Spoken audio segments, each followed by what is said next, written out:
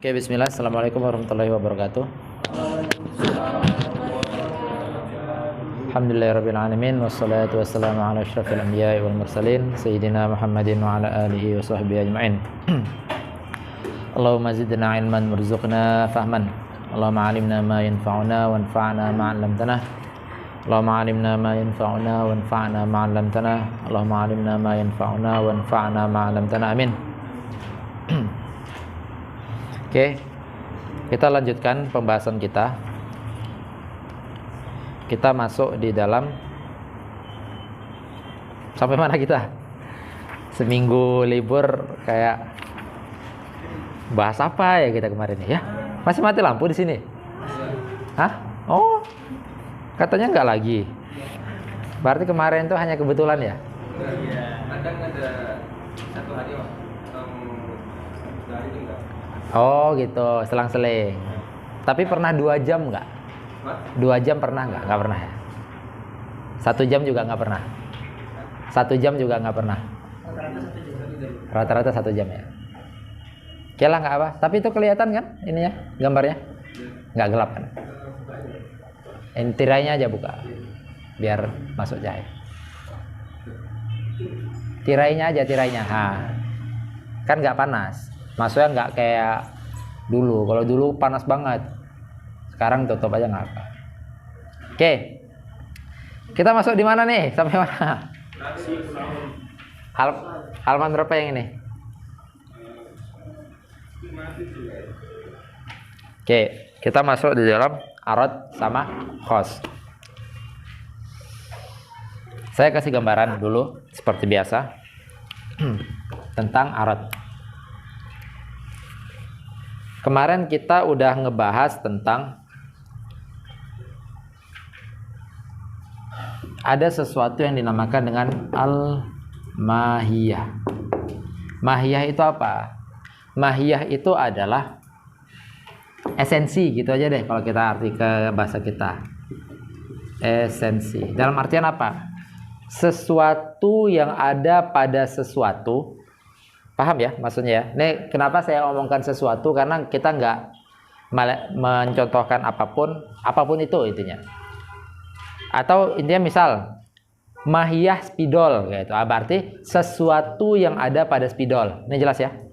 Nah, apa itu mahiyah? Mahiyah itu adalah sesuatu yang ada pada sesuatu yang dimana apabila sesuatu itu tidak ada, maka sesuatu yang lain itu pasti nggak ada. Misal, kalau kita katakan mahiyah spidol itu adalah sesuatu yang ada pada spidol, yang dimana apabila sesuatu itu nggak ada, maka spidol pasti nggak ada. Paham sampai sini? Misal, spidol itu dikatakan spidol ya karena dia punya tinta. Kayak gitu, sehingga akhirnya spidol yang udah habis dinamakan spidol. Jelas ya? Spidol yang udah habis dinamakan spidol itu majazan jadinya. Kenapa? Karena dia udah nggak punya tinta lagi. Paham nggak sampai sini? Oke.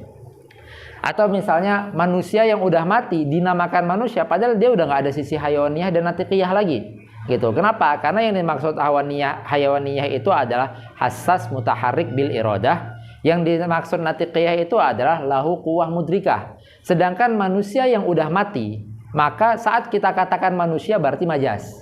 Jelas ya? Itu oke. Itu tadi yang dinamakan dengan mahiyah. Paham sampai sini? Berarti mahiyahnya sesuatu itu adalah yang wajib ada pada sesuatu itu. Maka spidol, kalau kita katakan spidol itu adalah sesuatu yang terdiri daripada unsur apa atasnya ini kuas gitu ya. Kuas dan pena, kuas dan tinta seperti itu. Sehingga akhirnya apabila tidak ada kuas doang, maka nggak dikatakan spidol, namanya tinta. Jelas? Dan kalau tidak ada tinta doang, ada kuasnya doang, maka nggak dinamakan dengan spidol, namanya kuas aja. Jelas ya? Gitu. Tapi kalau ada kuas dan ada tinta di dalamnya, terlepas ada tutup atau enggak, kan kalau nggak ada tutup ini masih spidol. Jelas ya? Atau misalnya dia nggak ada bodinya, masih spidol. Kenapa? Karena dia masih memiliki unsur yang harus ada pada dia. Jelas? Oke. Kalau misalnya sesuatu itu ada dalam mahiyah, paham? Kalau sesuatu itu ada dalam mahiyah, maka sebagaimana yang udah kita bahas sebelumnya, itu dinamakan dengan dzati. Paham?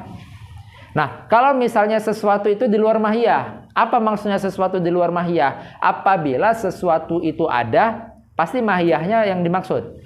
Tetapi apabila sesuatu itu nggak ada, maka belum tentu sesuatu yang lainnya nggak ada. Misal kalau kita katakan apa di luar mahiyah spidol, tutupnya.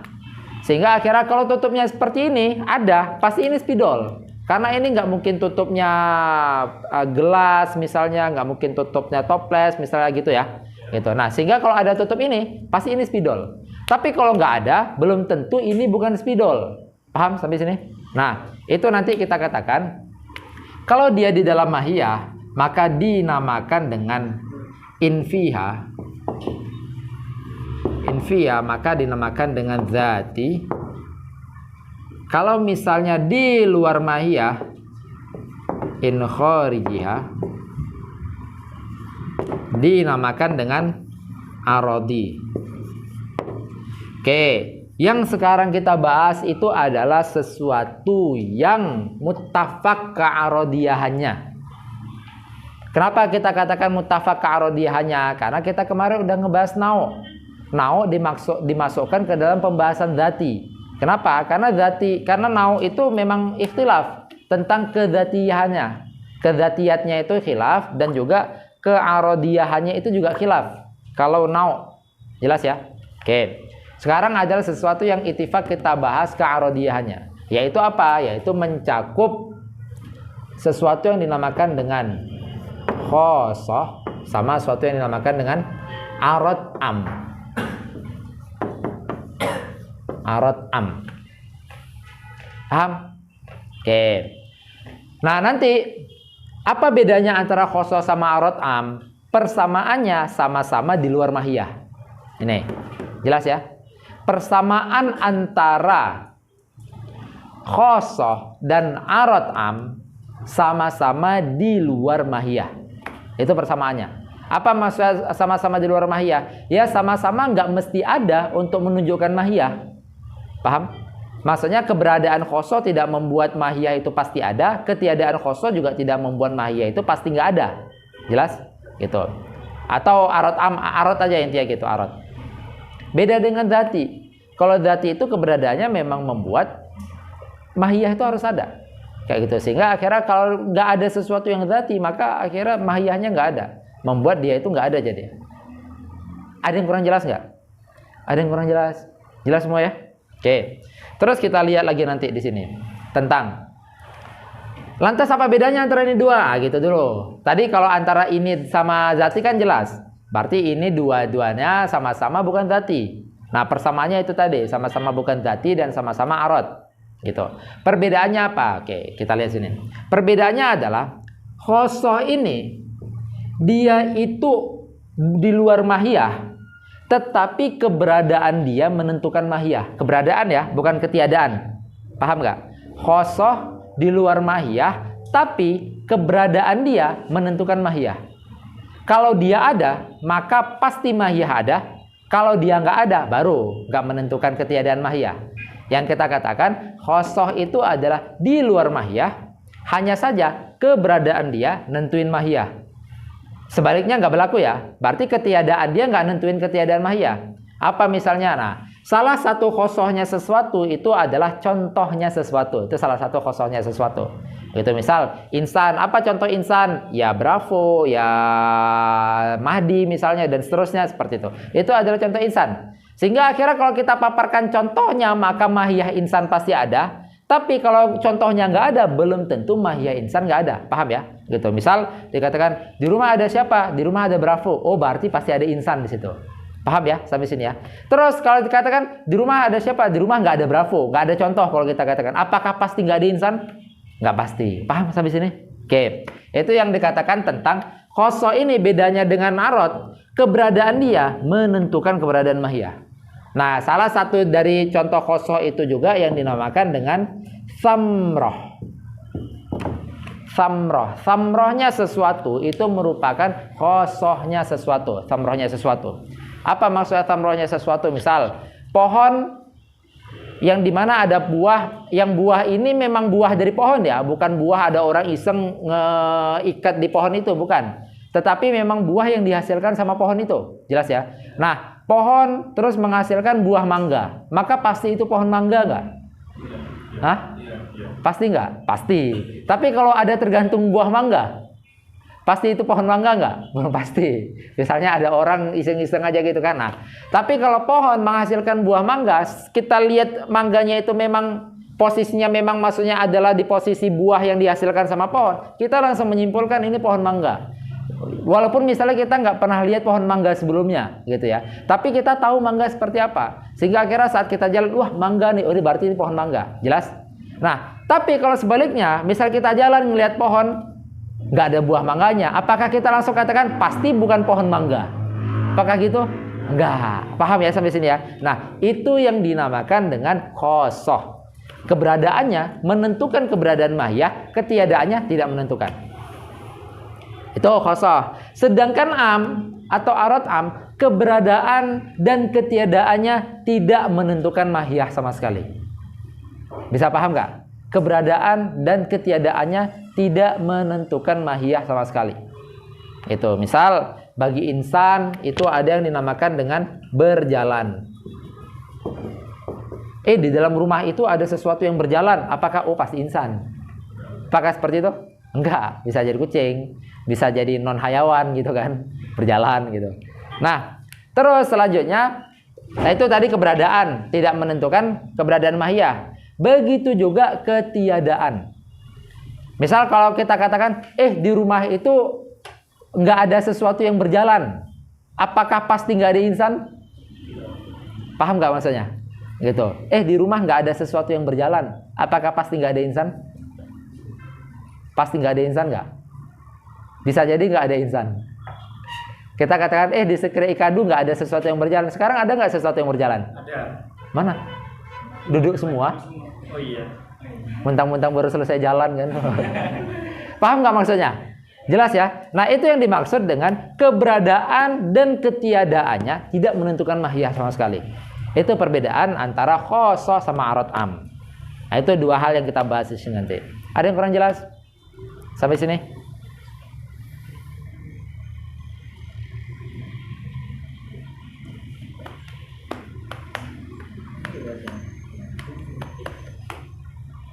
Jelas semua ya? Oke, kita lanjut.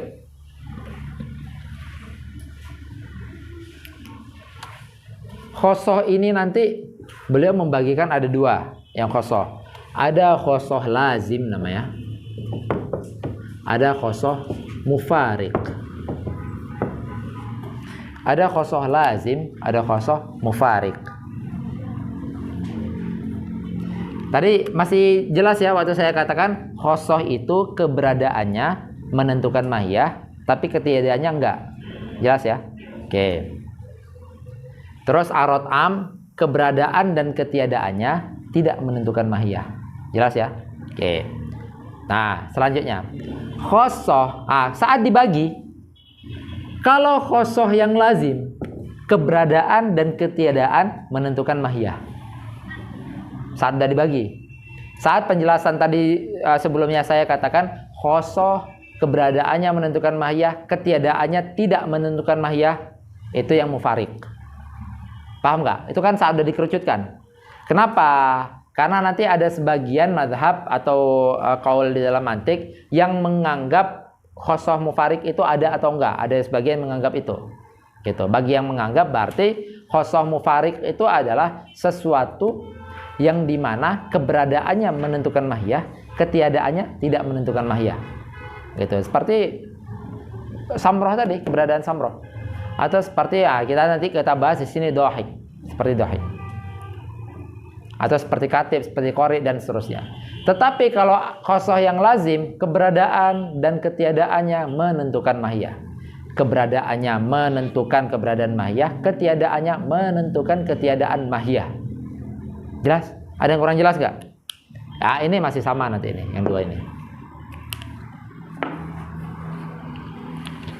Walaupun nanti ada sebagian kaul yang mengatakan arad am itu juga terbagi menjadi dua. Ada yang lazim, ada yang mufarik juga. Nah, baru nanti yang keberadaan dan ketiadaan tidak menentukan mahiyah, itu yang mufarik. Gitu. Keberadaan dan ketiadaan tidak menentukan mahiyah. Sedangkan kalau misalnya keberadaan dan ketiadaan, kalau ini nanti ketiadaan, kalau saya nggak salah itu. Kalau yang yang arad am yang lazim itu ketiadaannya menentukan mahiyah, ketiadaannya. Oke, ada yang kurang jelas? Baru kita masuk ke kitab.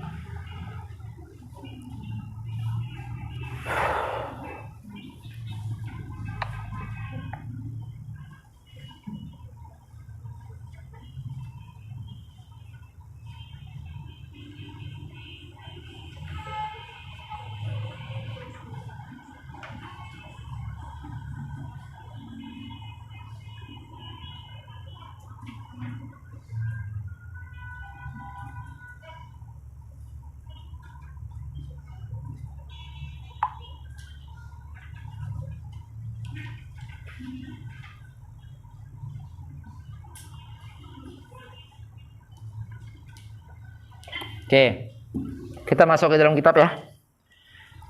Qala al-musannifu rahimahullahu taala wa nafa'ana bihi wa bi ulumihi wa bi ulumi masyayikhi wa masyayikhina fid dharain. Amin.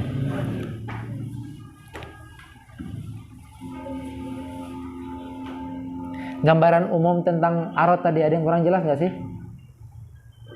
Yang penting kan simpelnya arad itu adalah sesuatu yang di luar zat. Gitu. Bisa jadi sifat, bisa jadi selain sifat.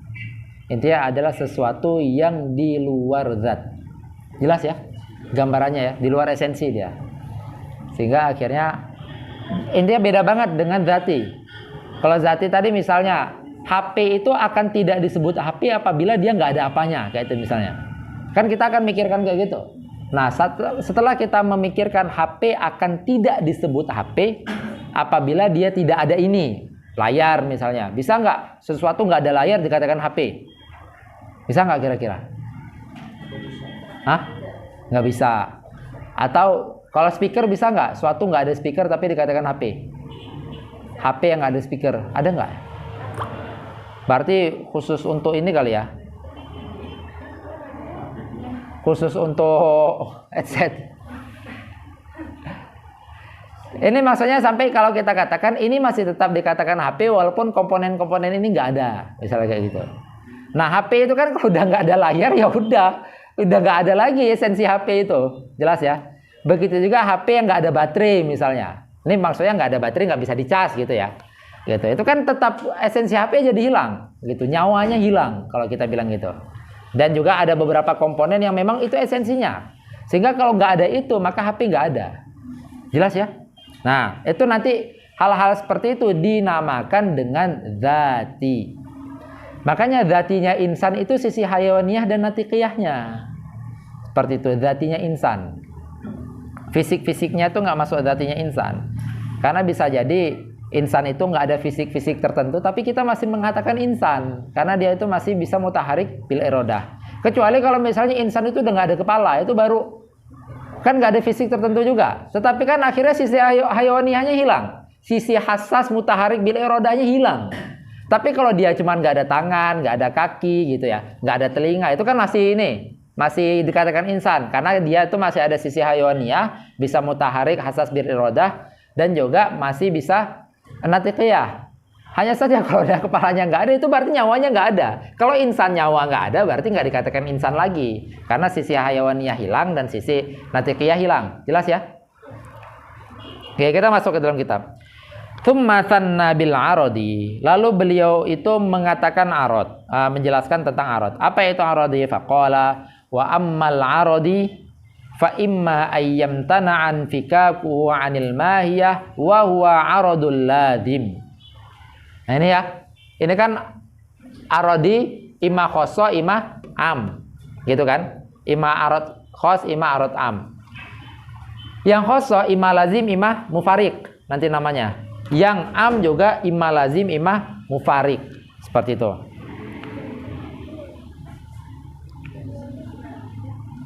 Apa itu maksudnya lazim? Lazim itu apabila yamtani'u infikakuhu. Apa itu? Yang dimana itu pasti selalu ada seminsan. Nah, apa contoh? Nih, saya jelasin. Lazim itu yang dimana adalah dia itu tidak pernah tidak ada pada sesuatu. Itu namanya lazim. gitu. Misal tadi kan samroh ini merupakan khosohnya apa? Samroh ini merupakan khosohnya apa? Khosohnya pohon tertentu. Oke, buah atau kita katakan aja buah pohon tertentu itu merupakan khosoh daripada pohon tertentu. Jelas ya? Apa maksudnya? Dia itu akan menjadi lazim. Pohon mangga kita katakan sebagai pohon mangga itu karena dia itu memiliki potensial dia itu ada potensial memiliki buah mangga. Paham ya sampai sini ya? Apakah dia pasti ada buah mangga? Pohon mangga apakah pasti berbuah mangga? Yang pasti nggak berbuah kuini gitu ya. Tapi apakah pasti ada buah mangganya gitu loh? Enggak kan? Tapi tentang apakah dia pasti memiliki potensial untuk memiliki buah mangga? Pasti. Paham ya sampai sini ya? Nah, nanti kebermilikan buah mangga bagi dia itu dinamakan dengan arad mufarik. Kenapa? Karena kan bisa jadi ada, bisa jadi nggak ada. Ini buah mangga, bisa jadi ada buahnya. Ini pohon mangga, bisa jadi ada buahnya, bisa jadi nggak ada. Jelas nggak? Gitu. Nah, sehingga akhirnya keberadaan buahnya itu secara bil fi'al, kita katakan bil fi'al ya. Bil fi'al itu artinya aktual. Saat memang benar-benar dia sedang berbuah mangga. Nah, itu namanya keberadaan buah mangga secara bil fi'al.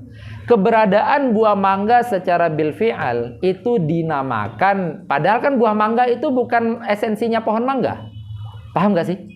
Buah mangga kan bukan esensinya pohon mangga. Sehingga akhirnya kita nggak mengatakan, wah kalau nggak ada buah mangga bukan pohon mangga ini. Kan nggak kayak gitu.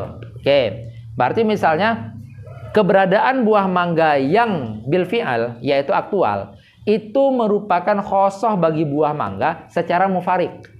Apa maksud secara mufarik? Mufarik itu kan artinya pembeda, gitu, pembeda atau pemisah. Pembeda apabila ini ada sekian banyak pohon, kita nggak tahu nih pohon apa aja. Tapi apabila ada buah mangganya, pasti ini pembeda antara pohon-pohon yang lain. Ini pasti buah mangga. Jelas? Nah, itu yang dinamakan dengan mufarik. Istilah mufarik yang lain itu adalah la yamtani infikakuhu. Bisa jadi nggak ada. Itu yang dinamakan mufarik. Gitu. Bisa jadi keberadaan buah mangga nggak ada di dalam pohon mangga. Jelas? Terus ada yang dinamakan dengan lazim. Lazim itu apa? Lazim itu apabila yamtani infikakuhu. Nggak mungkin nggak ada. Apa maksudnya? Contohnya sama buah. Tetapi dari sisi si pohon mangga ini atau si pohon ini memiliki potensi untuk berbuah. Apakah semua pohon memiliki potensi berbuah? Selama dia dikatakan pohon, maka dia memiliki potensi berbuah. Apakah pasti berbuah? Itu urusan lain. Tapi perihal potensi kan selalu ada. Nah, kebermilikan akan potensial itu dinamakan dengan lazim. Kenapa? Karena kebermilikan itu nggak mungkin terpisah dari dia. Jelas ya sampai sini ya, gitu. Kebermilikan potensial itu dinamakan dengan lazim. Ada yang kurang jelas? Makanya beliau mengatakan fa imma ayyam tana'a infikakuhu. Infikak itu maksudnya terlepas ya, terpisah. Apabila tidak boleh terpisah atau apabila tidak boleh terlepas, maka itu dinamakan dengan lazim. Tapi apabila boleh terlepas, maka itu dinamakan dengan mufarik. Paham bedanya? Ada yang kurang jelas nggak sih?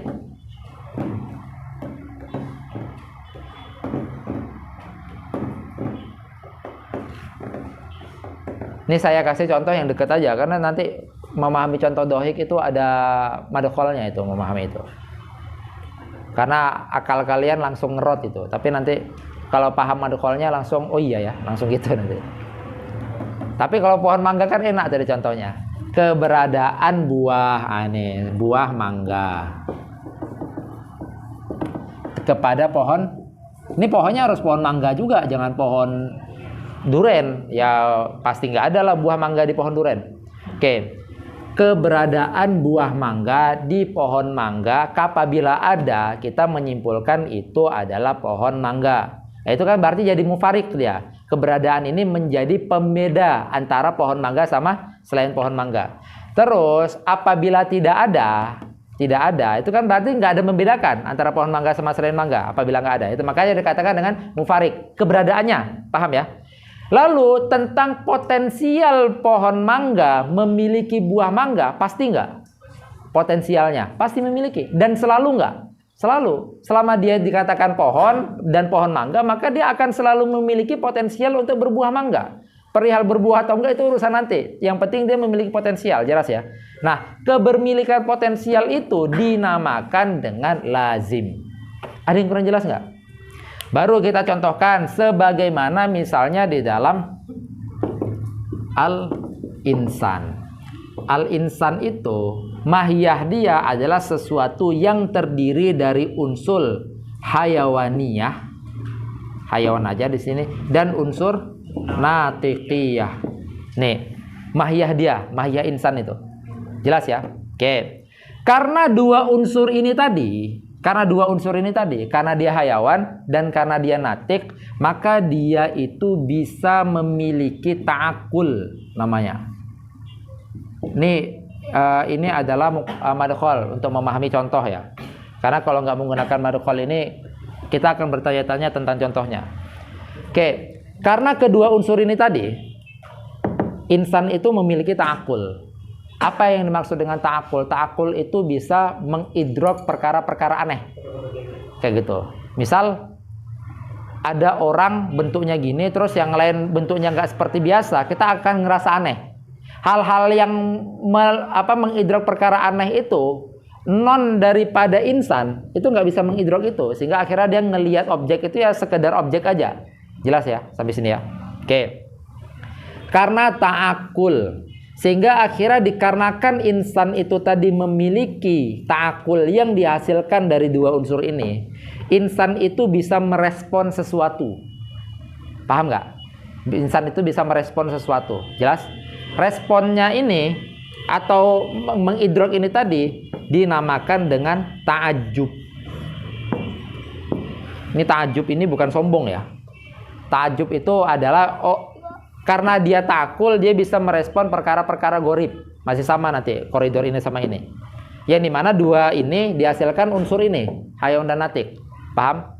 Nah, karena keta'ajubannya ini nanti, akhirnya dia itu bisa melakukan sesuatu yang dinamakan dengan dohik.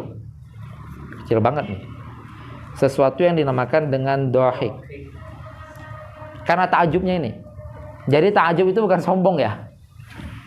Tapi itu adalah istilah mantik. Istilah mantik itu dikarenakan insan itu unsurnya hayawan natik, dan dari hayawan natik itu menghasilkan ta'akul, dan karena ta'akul ini tadi membuat dia bisa merespon sesuatu. Dari respon itu masih macam-macam responnya. Bisa dohik, bisa katib misalnya, bisa kori, dan seterusnya. Ini nanti yang dikatakan tentang bedanya antara dohik yang ada di insan sama dohik yang ada di non-insan. Paham nggak? Dohik yang ada di insan itu melewati proses ini. Gitu.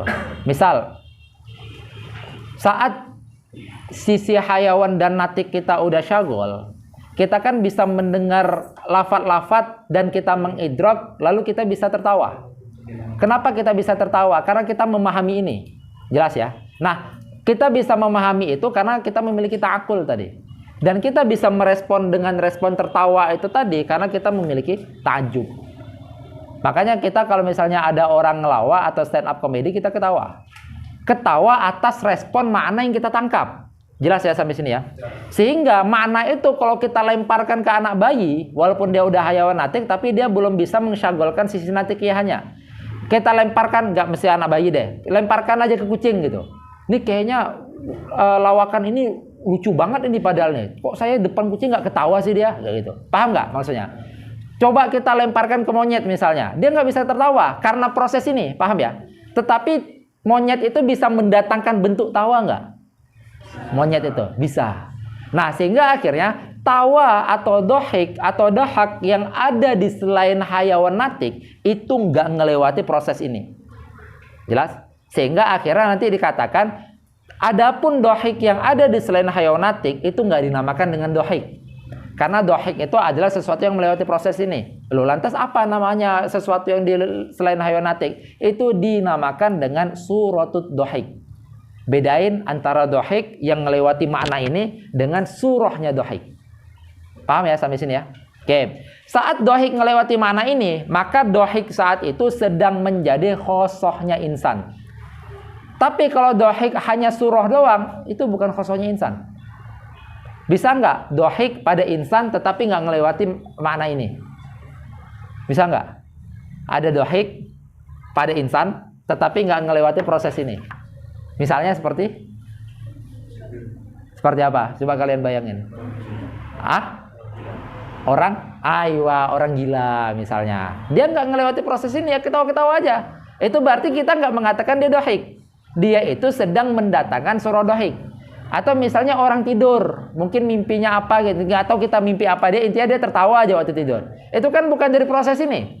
Jelas ya? Gitu. Jelas ya sampai sini? Sehingga akhirnya dohik yang ada di hal-hal itu yang selain proses ini, itu nanti nggak kita katakan sebagai dohik khosohnya insan. Jelas? Atau misalnya tawanya orang yang ngerasa nggak lucu. Itu kan nggak proses ini. Harusnya kalau saya ngelewati proses ini, saya nggak tawa. Karena nggak ada sedikit pun hal-hal yang membuat saya tawa. Cuman karena yang lawa ini adalah pengajarnya misalnya kan. Ustadznya, kiainya kayak gitu. Ini kalau nggak ketawa, berdosa kita ini. Udah ketawa aja lah. Nah, itu nanti nggak dikatakan dohik sebagai khosohnya insan. Paham ya? Kenapa? Karena dohik itu nggak ngelewati proses ini. Dohik itu ngelewati proses menghargai aja. Gitu. Paham ya sampai sini ya? Gitu. Nah, sehingga akhirnya itu dinamakan dengan suratut dohik. Paham sampai sini? Ada yang kurang jelas nggak? Itu tadi tentang kalau misalnya kita di awal biasa kalau bahas-bahas mantik itu bertanya-tanya itu nanti kok dohik jadi khosohnya insan gitu. Padahal kan ada selain insan bisa melakukan dohik gitu ya. Bahkan bisa jadi selain insan bisa ngakak lagi daripada insan gitu. Lebih ngakak gitu ya daripada insan. Lah itu kok nggak dijadikan itu. Nah kita kalau nggak paham mukadimah ini bingung banget ngejelasin ini gimana. Gitu kan sama-sama dohik. Tapi enggak, dohiknya insan itu dihasilkan sama ta'akulnya insan. Kenapa dia bisa memiliki ta'akul? Karena dia punya dua unsur, yaitu sisi hayawaniyah dan sisi natikiyah. Nah, karena sisi hayawaniyah dan sisi natikiyah, dia bisa memunculkan suatu respon. Jelas ya? Karena ta'akul dia memunculkan suatu respon. Nah, responnya itu nanti dikatakan dengan ta'ajub. Gitu. Respon itu beraneka ragam. Kayak itu. Kalau respon itu dari ta'akul yang dimana menuntut dia ketawa, dia ketawa. Kalau respon itu dari ta'akul yang menuntut dia itu membaca, dia membaca. Jelas ya? Kalau responnya itu dari ta'akul yang menuntut dia menulis, maka dia menulis. Gitu. Maka respon dari ta'ajub ini beda-beda. Paham? Sampai sini?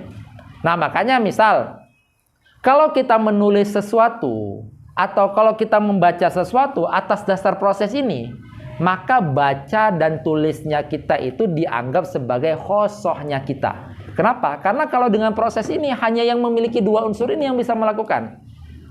Jelas? Tapi kalau misalnya ada orang gini-gini doang, ini di sini, itu nggak dikatakan sebagai katib. Paham ya? Yang dilakukan sama dia nggak dikatakan sebagai kitabah, tetapi suratul kitabah. Itu adalah surahnya nulis. Kenapa? Karena kalau kitabah mutlakul kitabah, selain insan juga ada yang bisa melakukan itu. Misal ada hayawan-hayawan monyet misal bisa gini-gini kayak itu. Itu kan berarti surat melakukan kitabah juga. Apakah dia itu memiliki katib? Kan enggak. Tetapi dia sedang mendatangkan bentuk menulis. Jelas ya? Itu. Maka dinamakan dengan surah. Nah, itu biasa seringnya terjadi itu waktu masa-masa ujian kan banyak tuh numpuin buku gitu ya. Terus ini pasang pose semantap mungkin gitu baru foto. Setelah itu main game lagi gitu misalnya. Ya kan gitu. Itu kan nanti nggak dikatakan dia sedang belajar. Itu adalah surah belajar. Gitu. Itu nggak belajar. Yang penting konten kayak gitu. Itu berarti nggak hakikat belajar. Karena belajar itu harus melewati ini. Mukadimah ini. Tapi kalau cuma sekedar untuk foto doang, itu suratul ta'allum namanya, nggak belajar. Jelas ya? Oke. Kita ngelihat. Arat tadi. Kalau dia itu yamtana. Ayyumtana. Itu yumtana A ya. Yumtana'a infikakuhu. Bisa yumtana'a, bisa yamtani'u.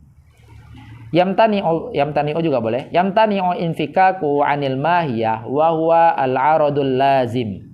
Apa maksudnya? Maka kalau lazim itu dia tidak bisa terlepas daripada mahiyahnya. Kat dhahik bil quwwah. Kita selama punya unsur hayawan dan punya unsur natik, maka kita selalu memiliki potensial untuk melakukan dhahik dengan muqaddimah ini. Paham ya? Nah, sehingga akhirnya kebermilikan akan potensial itu tadi itu masuk ke dalam arad lazim karena senantiasa ada. Tetapi ketawanya kita, bentuk tawa itu senantiasa ada enggak? Enggak, gitu. Hanya saja potensial kita bisa ketawa itu senantiasa ada. Bentuk tawanya enggak senantiasa ada. Sehingga akhirnya kalau ternyata kita tertawa, itu membuktikan kita sedang menunjukkan arad mufarik kita. Karena itu nanti yang membedakan dia sama selain hayawan, misalnya gitu. Nah itu, kat dhahik bil quwwah. Makanya beliau mencontohkan kat dhahik bil quwwah. Seperti tertawa tetapi bil quwwah. Bil quwwah itu maknanya potensial. Jadi nanti ada istilah potensial, ada istilah aktual. Aktual itu diistilahkan dengan bil fi'al. Apa maksud aktual? Ya kita sedang tertawa. Misal kita sedang membaca, beneran sedang membaca. Itu namanya adalah al-qiraah bil fi'al. Gitu. Kalian sekarang belajar memang sedang belajar, maka itu dinamakan dengan ta'allum bil fi'al. Tetapi karena kalian manusia, kalian memiliki potensial untuk bisa belajar. Nah, itu selalu ada. Walaupun kita lagi rebahan sekalipun, kita masih memiliki al-quwwah gitu. Memiliki belajar bil quwwah. Nah, maka contohnya adalah qad dhahik bil quwwah binisbah ilal insan. Aula yamtani', atau dia itu la yamtani'u infikakuhu. Apa maksudnya la yamtani'u infikakuhu? Bisa terlepas, bisa terpisah. Terkadang ada, terkadang enggak gitu. Apa itu? Wahwa al-aradu al-mufariq. Namanya adalah mufariq. Seperti kat dhahik bil fi'li bin nisbah lil insan. Seperti dhahik beneran. Dia lagi tertawa beneran gitu. Itu namanya adalah ad-dhahik bil fi'al. Terus selanjutnya, wa kullu wahidin minhuma imma ayyakhtassa bi haqiqatin wahidin. Nah, masing-masing dari arad ini tadi kan arad kan? Masing-masing dari duanya. Masing-masing dari yang ini tadi lazim dan mufarik, imma hanya dikhususkan untuk satu mahiyah saja, imma bisa untuk berbagai macam mahiyah. Yang bisa dikhususkan untuk satu mahiyah saja dinamakan dengan khosoh. Yang bisa untuk berbagai macam mahiyah dinamakan dengan arad am. Nah ini, wa kullu wahidin minhuma imma yaqtasu bi haqiqatin wahidatin wa huwa al-khassah, untuk satu hakikat saja. Qad dhahik bil quwwah wal fi'al binisbah ilal insan.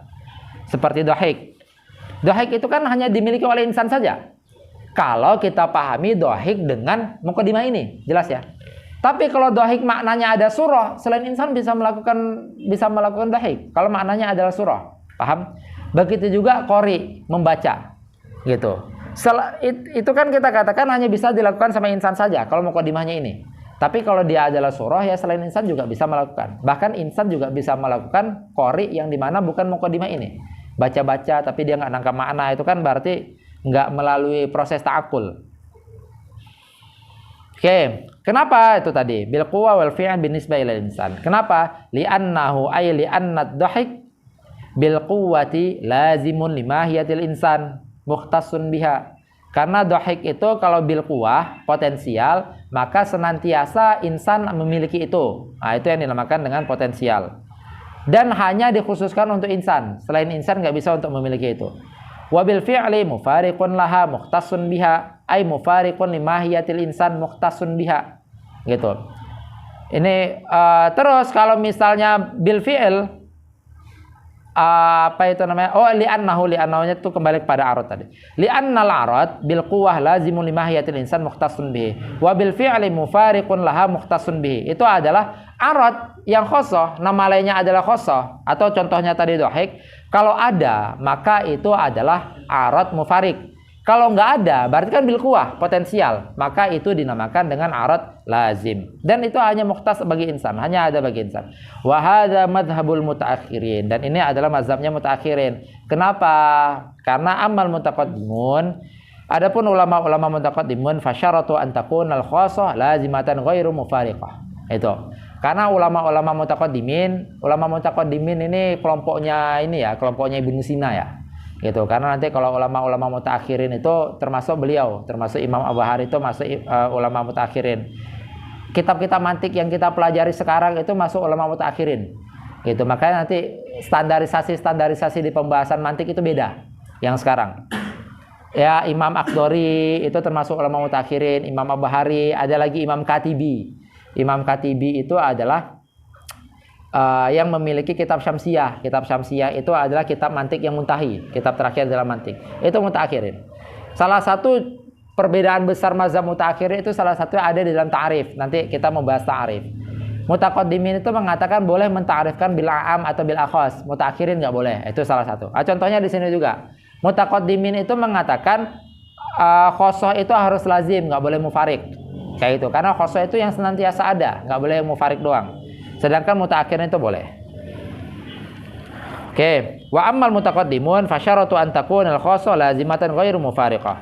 Berarti mutaqaddimin itu mensyaratkan khosoh itu wajib lazim, nggak boleh mufarik. Li'annaha allati yu'rafu biha. Karena kalau misalnya dia lazim, maka diketahui.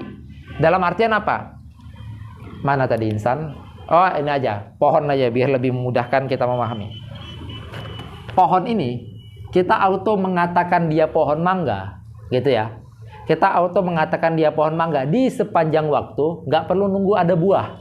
Di sepanjang waktu cukup kita katakan dia adalah pohon mangga. Kenapa? Karena dia memiliki potensi untuk punya buah mangga. Berarti kan itu di sepanjang waktu. Tapi kalau misalnya nunggu ada buah, berarti kan hanya di waktu tertentu aja saat ada buah. Paham ya sampai sini ya? Nah, makanya dikatakan, kenapa kok mutaqaddimin itu mensyaratkan harus yang lazim? Karena dengan lazim inilah kita bisa mengetahui sesuatu tanpa butuh nunggu-nunggu. Jelas ya? Nah, maka beliau mengatakan li'annaha allati yu'rafu biha. Oke, jelas? Ada yang kurang jelas nggak? Baru selanjutnya apa itu khosoh? Nah, ditarifkan khosoh. Dirosemkan ya maksudnya. Maka beliau menggunakan diksi rosem. Wa tursamul khosoh bi annaha, bahwasanya khosoh itu adalah kulliyatun. Saat dikatakan kuliah ada khulafiyah sairul kuliat, masuk semua kuliah. Tuqalu ala ma tahta haqiqatin wahidatin faqat. Yang dimana dia itu bisa dijadikan makul. Maksud bisa dijadikan makul itu adalah bisa dijadikan mahmul. Maksud dijadikan mahmul itu apa ya? Dia itu bisa dijadikan sebagai mahkum bihi. Sesuatu itu bisa dihukumkan kepada dia. Itu yang dimaksudkan dengan makul. Tuqalu ala ma tahta haqiqatin wahidatin. Khosoh itu hanya bisa menjadi makul untuk yang satu hakikat saja. Seperti dohik. Dohik itu hanya bisa menjadi mahmul untuk insan. Apakah dohik bisa menjadi mahmul untuk kucing misalnya? Nggak bisa. Nggak bisa juga menjadi mahmul untuk spidol, nggak bisa. Tetapi hanya bisa menjadi mahmul untuk insan, yaitu untuk satu hakikat saja. Tetapi nanti arad am itu bisa menjadi mahmul untuk berbagai macam hakikat. Seperti misalnya masyi, berjalan, bergerak misalnya ya. Mutaharrik itu kan bergerak. Mutaharrik itu bisa menjadi mahmul untuk insan, bisa menjadi mahmul untuk faros, bisa menjadi mahmul untuk asad, bisa menjadi mahmul untuk timsah misalnya bisa. Nah, itu yang dinamakan dengan bisa menjadi mahmul, itu yang dinamakan dengan tuqal. Tuqalu ala haqiqatin mukhtalifah. Oke, minal afrad qaulan aradiyan, yang dimana qaul mahmulnya itu adalah hamal aradi. Kenapa hamal aradi? Karena dia bukan zati, karena dia nggak masuk ke dalam mahiyahnya insan. Kharaja bihi, ya, saat dikatakan kaulan arodian auto keluar jinsun. Kenapa? Karena jinsun itu adalah zati. Juga keluar arad am, karena arad am itu dia itu tidak bisa tukol, nggak bisa menjadi makul kepada berbagai macam hakikat. Apa maksudnya nggak bisa? Arad am itu justru diperuntukkan untuk berbagai macam hakikat. Tolong hapus semuanya. Ribet banget dijelasin nggak pakai papan.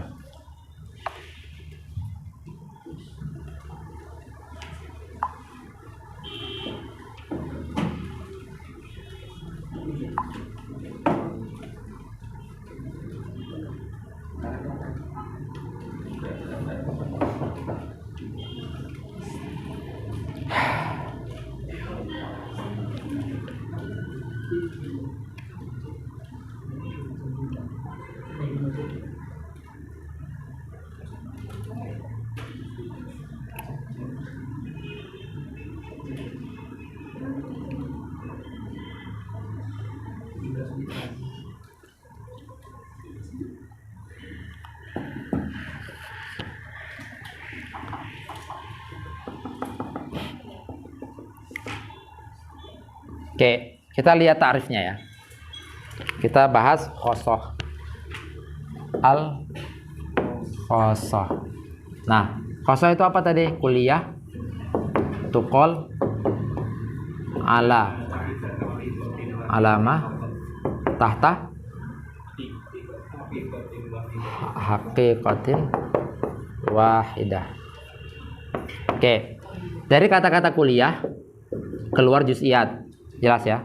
Dari kata-kata tukol nanti keluar had nanti jadinya.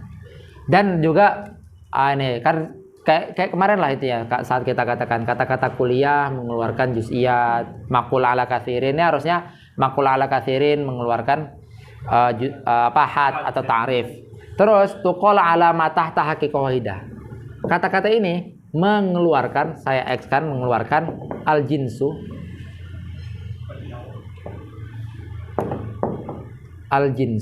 sama arad am. Kenapa keluar? Karena jins itu bisa tukol ala haqiqatin mukhtalifah. Paham ya? Begitu juga arad am itu bisa tukol ala haqiqatin mukhtalifah. Jelas? Nah, terus kata-kata ini. Ada kata-kata lanjutannya adalah kaulan aradian.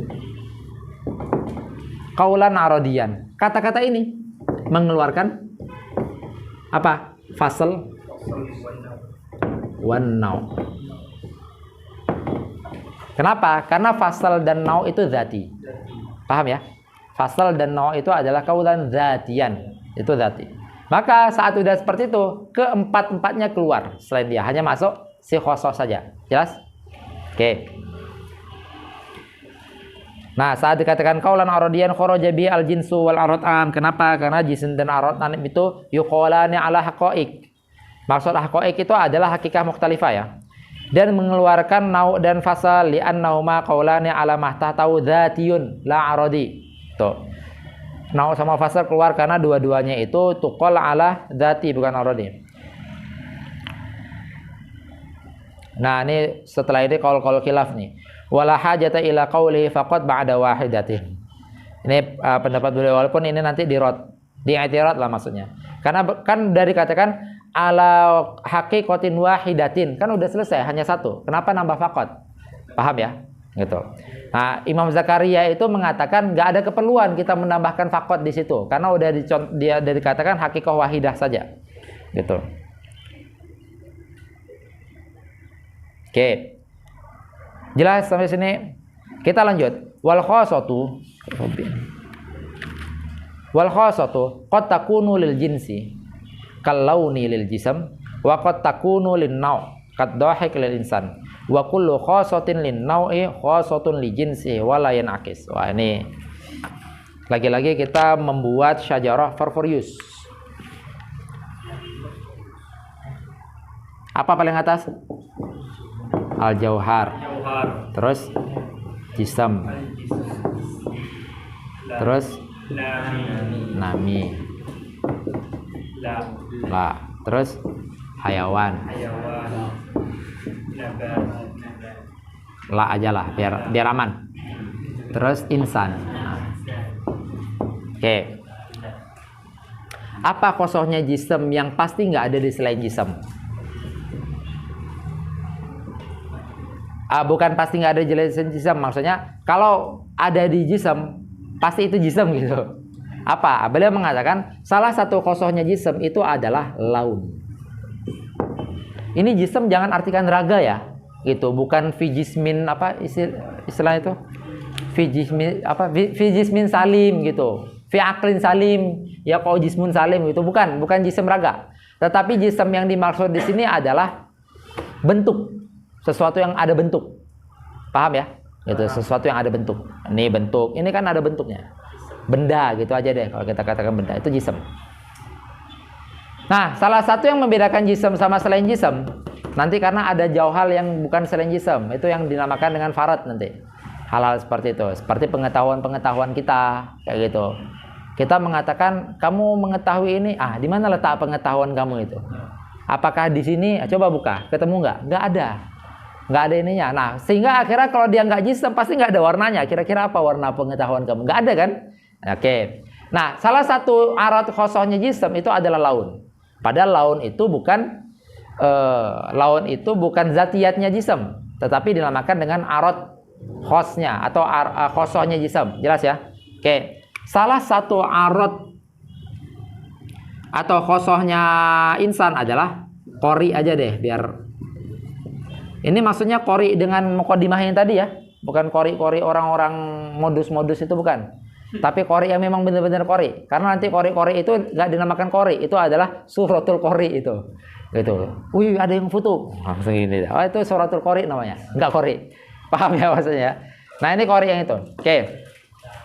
Beliau mengatakan bahwasanya khosoh itu terkadang bisa teruntuk untuk nau, kan kayak gitu kan, bisa teruntuk untuk jinsun.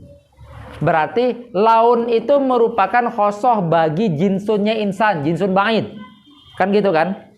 Sedangkan qori itu merupakan khosoh bagi nau, yaitu insan. Jelas ya? Sampai sini ada yang kurang jelas nggak? Berarti kan macam-macam nih, gitu. Ada yang kurang jelas? Nah, baru kita lihat lafadz beliau. Ini yang beliau katakan.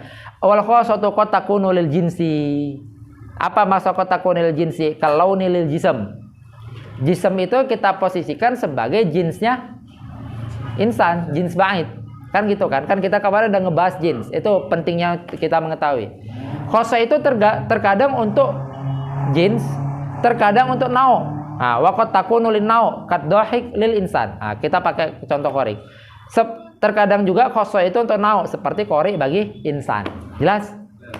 Baru beliau mengatakan wa kullu khosotin lin nau'in khosotun li jinsihi. Dalam artian apa? Kalau qori ini merupakan khosoh bagi insan, maka qori ini juga auto khosoh bagi jism. Paham ya? Karena kalau kita katakan, oh ini qori, pasti jism. Paham nggak maksudnya? Gitu. Itu berarti dikatakan, kalau qori itu adalah khosoh bagi nau, maka auto dia khosoh bagi jins. Tapi nggak sebaliknya. Paham nggak sebaliknya? Misal, oh ini berwarna, pasti insan. Nggak gitu kan? Paham nggak? Jangan mentang-mentang berwarna insan. Banyak banget yang berwarna selain insan. Paham ya? Nah, ini yang beliau katakan, wa kullu khosotin lin nau'in khosotun li jinsihi. Semua khosoh bagi nau itu pasti khosoh untuk jinsnya. Tetapi nggak sebaliknya. Wala yan'akisu. Ada yang kurang jelas? Mau langsung lanjut atau butuh perenungan kalian? Oke, saya kasih waktu perenungan 3 menitan lah.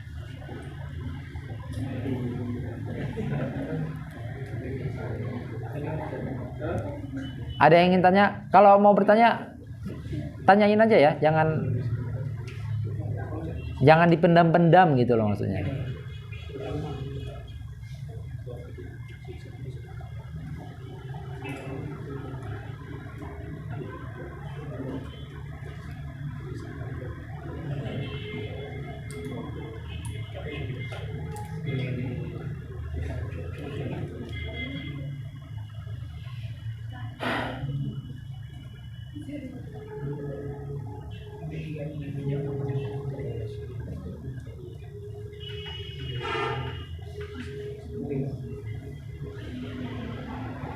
(17.55) kita lanjut.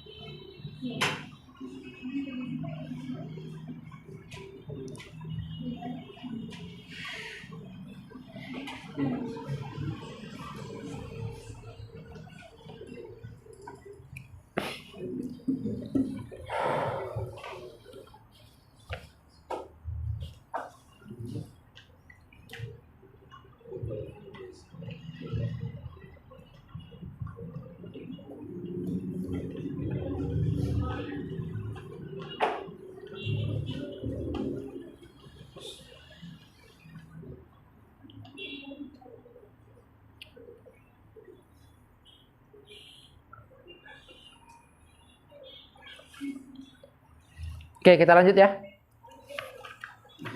Ini baru pembahasan terakhir di dalam Kuliyatul Khoms, yaitu membahas tentang arad am. Tadi jelas ya bedanya antara khosoh sama arad am.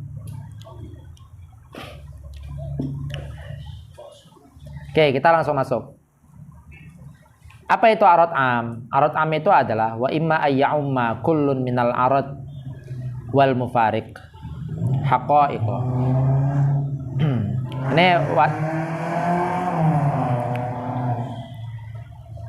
Ini saat dikatakan minal arad, ini kan tadi beliau membagikan arad itu, sebelum kesini deh, arad itu imma lazim kan, ini pakaikan aja lazim, imma mufarik, biar nggak lama. Arad ini nanti salah baca-baca kok ada jism lazim gitu. Arad itu imma lazim, imma mufarik kan.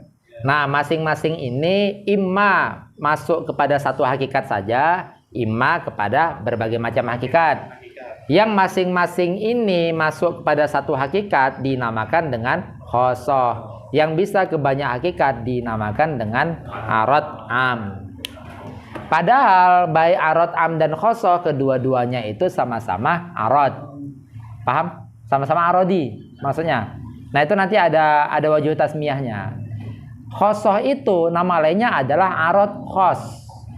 Yang khosoh. Karena kan dua-duanya arad. Berarti ada arad am, ada arad khos. Jelas ya? Nah, untuk membedakan lalu arad khos ini dipindahkanlah namanya menjadi khosoh. Makanya taknya yang ada di khos itu bukan tak taknis, tetapi tak ditasmiyah namanya. Jadi ada istilah seperti itu di dalam nahwu. Kita menambahkan tak kepada sesuatu untuk menamakan, gitu. Jadi udah jadi alam. Berarti khosoh itu adalah nama tasmiyah daripada arad yang khos. Jelas? Arad am apa namanya? Ya nggak ada arad am. Nah, arad am itu namanya adalah arad jadinya. Maka nanti selalu kalau kita itlakan Kuliyatul Khoms itu ada berapa? Ada 5. Yaitu apa? Jinsun wa faslun aradun. Disebut arad, naun wa khos, kayak itu. Nah, berarti arad am arad khos. Ini ya arad tadi kan. Nah, ini aja ke atas. Ada yang am, ini aja tunjuk sini. Ada yang khos. Gitu kan? Nah, arad khos sisi tasmiyahnya, penamaannya diubahlah sesuatu ini arad khos ini menjadi khosoh pakai ta, jelas ya. Sehingga akhirnya taknya itu li tasmiyah. Sedangkan arad am, sisi tasmiyahnya dihapus sifatnya, paham ya? Gitu. Sehingga arad doang. Sehingga saat dikatakan arad doang, lalu langsung kita pahami, kita nggak perlu bertanya lagi, ini am atau khos, nggak perlu. Jadi arad am itu itlaknya auto dilarikan kepada arad itu itlaknya auto dilarikan kepada yang am. Jelas ya? Oke, kita baca lagi. Wa imma ayya'umma kullun minal arad al-lazim wal mufarik haqa'iqa fauqa haqiqatin wahidah. Yang dimana dia itu bisa mencakup ke banyak haqa'iq, ke banyak hakikat, lebih daripada satu hakikat. Itu dinamakan dengan al-arad al-am. Seperti apa? Kal mutanaffis bil quwwah. Alhamdulillah hidup juga lampunya. Udah sejam ya sekarang ya. Kan kemarin itu 30 menit.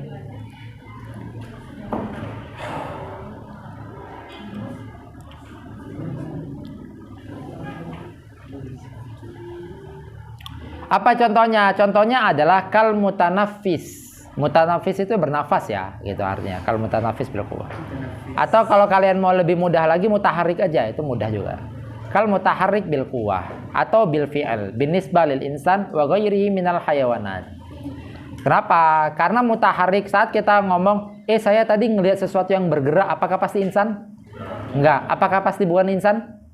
Enggak juga, paham ya? Itu tadi yang di awal tentang saya jelaskan tentang perbedaan antara khosoh sama arad am. Arad am itu adalah keberadaan dan ketiadaannya itu tidak mempengaruhi mahiyah tertentu.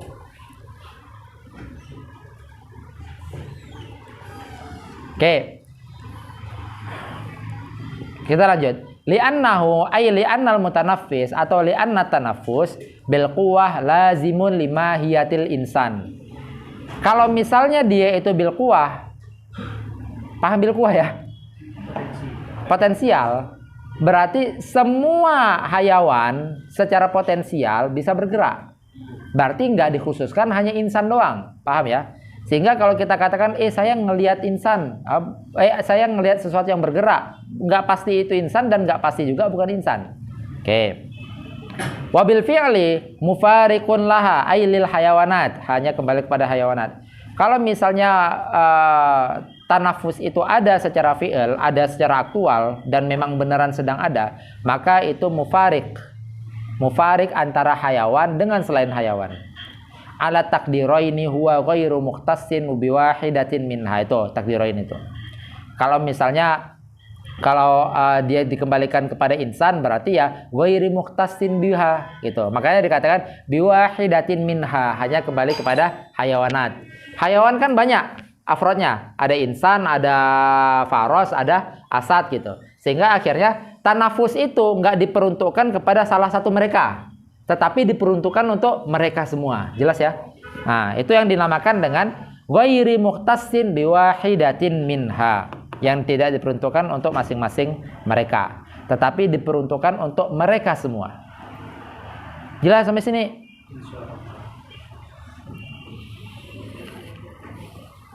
Oke, kita lanjut. Wa yursamu bi annahu kulliyun. Nah, ini takrifnya. Tolong dihapus semua.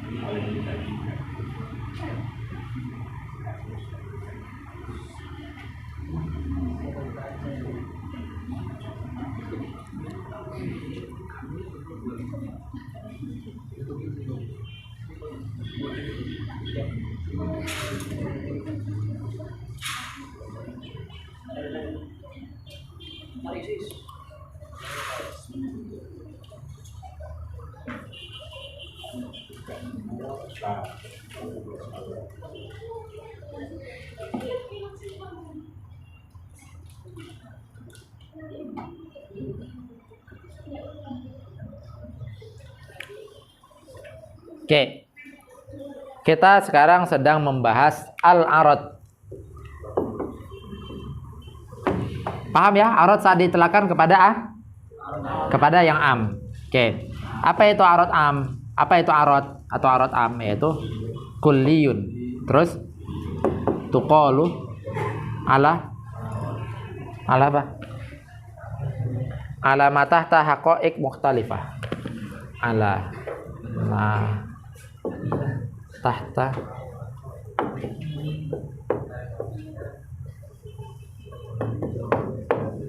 alamat tahta haqa'iq mukhtalifah qaulan aradiyan. Oke, kita lihat. Kulli mengeluarkan semua juz'iyat.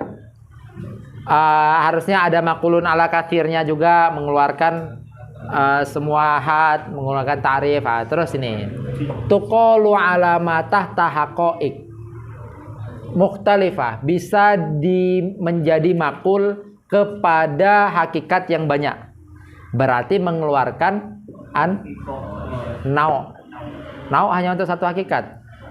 Yang ini nggak usah kesini deh, ini nih kata-kata ini mengeluarkan yang nau, juga mengeluarkan fasal.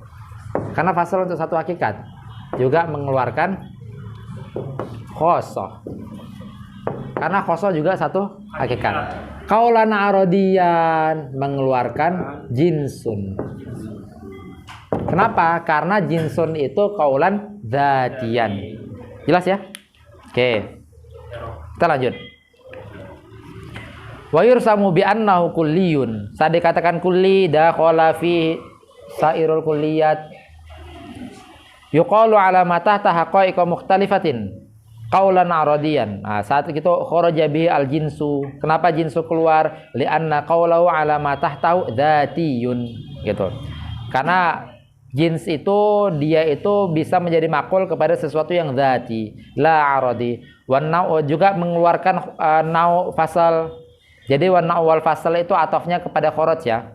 Wa kharaja bihi an-na'u wal faslu wal khassatu. Kenapa? Li'annaha la tuqalu illa ala haqiqatin wahidatin. Jelas? Ada yang kurang jelas? Kemarin beberapa titik yang kita lewati masih ingat nggak? Dua atau tiga? Yang dipesanin malah nggak datang hari ini. Ada acara.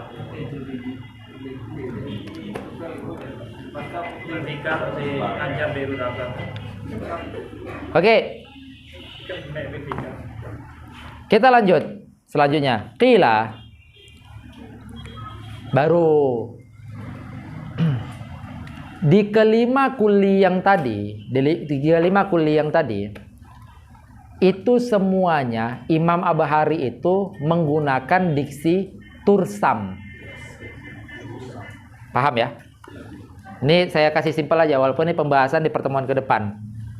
Nanti pertemuan ke depan kita membahas ta'arif.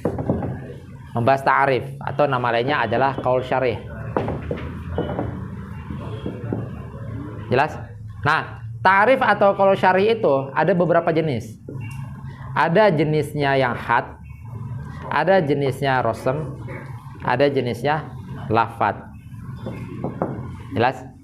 Berarti waktu beliau menggunakan kata-kata watursamu, itu kan seakan-akan memberikan makna, memberikan indikasi bahwasanya semua ta'rif kulli itu, kulli yang sedang beliau ta'rifkan, itu adalah ta'rif bir rosem.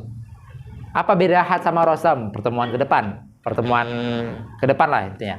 Pertemuan selanjutnya. Nah, intinya apa? Nah, itu yang mau dibahas. Kenapa beliau menggunakan diksi rosem? Nah, ini yang sedang dibahas sama Imam Zakaria. Kenapa beliau menggunakan rosem? Karena ini. Jelas ya? Sampai sini.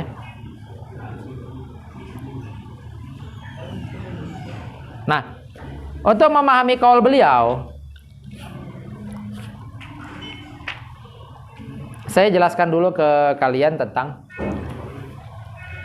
ada sesuatu yang dinamakan dengan ma'kul. Ma'kul itu adalah sesuatu yang diketahui. Kalian sekarang sedang tahu sesuatu nggak? Tahu ya? Jangan nggak, wah kosong banget itu berarti ya. Nggak mungkin dong. Sedang tahu sesuatu ya? Yang benar sedang tahu sesuatu nggak? Tahu ya? Nah, pengetahuan kalian semua itu yang sekarang, apapun itu namanya ma'kul. Paham? Nah, nanti ma'kul itu ada yang dikatakan dengan ma'kul awal. Ada yang dikatakan dengan ma'kul tsani. Apa ma'kul awal? Ma'kul awal itu adalah pengetahuan kalian yang dimana ada eksistensinya di dunia nyata. Kalian tahu HP?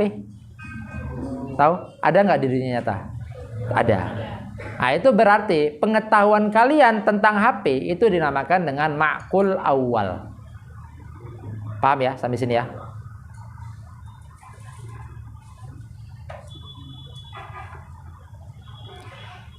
Kalian memiliki pengetahuan bahwasanya HP itu bisa berpotensial meledak.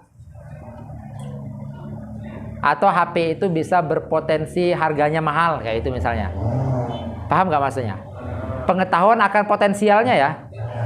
Ada nggak di dunia nyata itu? Tentang ininya, potensialnya atau apapun itu? Nggak ada. Paham sampai sini? Oke. Tadi tentang ma'kul, semua pengetahuan kalian yang ada eksistensinya di dunia nyata, khorij, istilahnya itu adalah waqi'un fil khorij, istilahnya itu, atau istilah mantiknya. Itu dinamakan dengan ma'kul awal. Semua yang nggak ada potensinya di dunia nyata, kok potensi, eksistensi. Segala yang nggak ada eksistensi di dunia nyata, tetapi kita ketahui, maka itu dinamakan dengan ma'kul tsani. Paham ya? Saat dikatakan insan itu adalah nau'un, kita mengetahui insan itu nau'. Insannya itu ada di dunia nyata. Tapi wujud eksistensi nau'nya itu ada nggak? Nggak ada. Itu nanti dinamakan dengan amrun i'tibari. Amrun i'tibari itu adalah sesuatu yang kita ketahui, tetapi hanya i'tibar saja, dia nggak ada di dunia nyata. Paham ya? Sampai sini ya? Oke. Nah, terus beliau mau menjelaskan apa? Beliau mau menjelaskan bahwasanya kelima yang ada di dalam Kulliyatul Khamsah itu semuanya ma'kul tsani. Paham? Kelima-lima yang ada di dalam Kulliyatul Khamsah itu ma'kul tsani, dan itu semuanya adalah amrun i'tibari. Sesuatu yang amrun i'tibari itu nggak akan pernah bisa dita'rifkan dengan had. Karena kalau dita'rifkan dengan had, kita memunculkan mahiyah dia. Dia aja nggak ada wujudnya, bagaimana kita mau menarik mahiyah aslinya? Paham ya sampai sini ya? Tapi kalau dia ada wujudnya, mungkin kita bisa mendekati mahiyah dia. Spidol ada wujudnya, saya bisa mengetahui, oh kalau nggak ada ini pasti bukan spidol, oh nggak ada ini pasti bukan spidol, jelas ya? Itu berarti kita bisa dekat kepada mahiyahnya. Tetapi kalau sesuatu yang nggak ada wujudnya, yang ada cuma di i'tibar akal kita doang, maka saat kita mendefinisikan dia, nggak akan pernah kita bisa mendefinisikan dengan ta'rif bil had. Jelas sampai sini ya? Nah, itu yang mau disampaikan sama Imam Zakaria. Bahwasanya kelima itu dalam kulliyat itu semua adalah umurun i'tibariyah. Oke, kita lanjut. Qila, dikatakan, walaupun dikatakan wa inna ma kanat hazi ta'arif rusuman, ta'rifatu rusuman. Adapun kenapa kok semua ta'rif di dalam Kulliyatul Khamsah itu Imam Abahari menggunakan diksi tursam dan seterusnya, wa yursam wa tursam dan seterusnya. Nah, kenapa semuanya itu menggunakan rusum lil kulliyat? Kenapa? Li jawazi ayyakuna laha mahiyatun wara'atil kal mafhumat. Karena bisa jadi dia itu memiliki mahiyah yang lebih asli. Karena kan kita memahami dia itu hanya sebagai ma'kul tsani yang nggak ada khorijnya. Sehingga akhirnya pemahaman kita itu nggak bisa memunculkan mahiyah dia. Nah, kalau pemahaman kita nggak bisa memunculkan mahiyah dia, bisa jadi dia memiliki mahiyah yang lebih nyata. Paham ya sampai sini ya? Gitu. Nah, makanya beliau mengatakan li jawazi ayyakuna laha mahiyatun. Bisa jadi dia memiliki mahiyah di balik itu. Adapun yang kita munculkan itu hanyalah ta'rif-ta'rif pendekatan saja. Kenapa? Karena itu adalah perkara i'tibari. Kita nggak bisa memunculkan mahiyah dia. Jelas? Oke. Li jawazi ayyakuna la mahiyatun wara'atil kal mafhumat, yang berada di belakang mafhum atau pemahaman kita terhadap kulli yang 5 itu. Allati dzakarnaha malzumatun musawiyatun laha. Yang dimana mahiyah-mahiyah itu memang malzumnya mahiyah. Lazim malzum dah ngeh lah ya. Ada malzum, ada lazim, ada gitu aja. Yang dimana mahiyah-mahiyah yang nyata itu adalah malzum daripada kulli itu al asli. Kayak gitu, paham ya? Sehingga akhirnya kulli yang 5 itu jins, nau, fasal itu semua adalah lazimnya. Yang dimana malzumnya ini adalah mahiyah yang lebih nyata itu tadi, yang kita nggak tahu. Jelas sampai sini? Oke, musawiyatun laha, yang afrodnya atau nisbahnya itu tasawi. Tasawi setelah ini kita bahas. Musawiyatun laha. Fahaitsu lam tatahaqqaqil mahiyat utliqa ala tilkal mafhumat ar-rusumu. Selama kita nggak bisa menonjolkan mahiyah nyatanya, mahiyah aslinya, maka akhirnya beliau menggunakan diksi mendefinisikan kelima kulliyat itu dengan diksi tursam. Paham ya? Akhirnya beliau menggunakan diksi rusum. Qala Allama Ar-Razi, Imam Razi ini Imam Fakhruddin Ar-Razi ya. Ini termasuk pembesar di dalam ilmu akliyat. Imam Razi itu pernah mengatakan bahwasanya wahada bima'zalin ani tahqiq, karena ini setelah ditahqiq ulang. Kayak itu. Kenapa setelah ditahqiq ulang? Karena kulli yang 5 itu adalah ma'kul tsani, dan ma'kul tsani itu nggak ada wujudnya di kharij. Sesuatu yang nggak ada wujudnya di kharij itu adalah sesuatu yang i'tibari. Sesuatu yang i'tibari itu tidak bisa dimunculkan mahiyahnya. Jelas? Oke.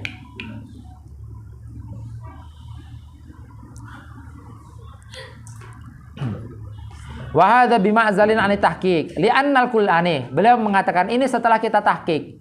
Kenapa? Dijawab li'annal kulliyat umurun i'tibariyatun. Karena kelima kulli yang udah ditarifkan itu semuanya adalah umur i'tibari. Kalian ada yang kurang jelas gak amrun i'tibari? Amrun i'tibari itu nggak ada di dunia nyata. Kayak gitu kan, kalau kita dikatakan misalnya si fulan itu dikatakan bandel, mana sih wujud bandel itu? Kan nggak ada. Paham ya? Oh, si fulan itu dikatakan bandel dikarenakan dia berbuat ini. Oh, berarti bandel itu adalah perkara i'tibari karena nggak ada wujudnya nyata. Paham? Tetapi kalau misalnya dikatakan si fulan itu kulitnya keras kayak itu misalnya, itu memang ada wujud di dunia nyatanya, itu ada. Paham sampai sini?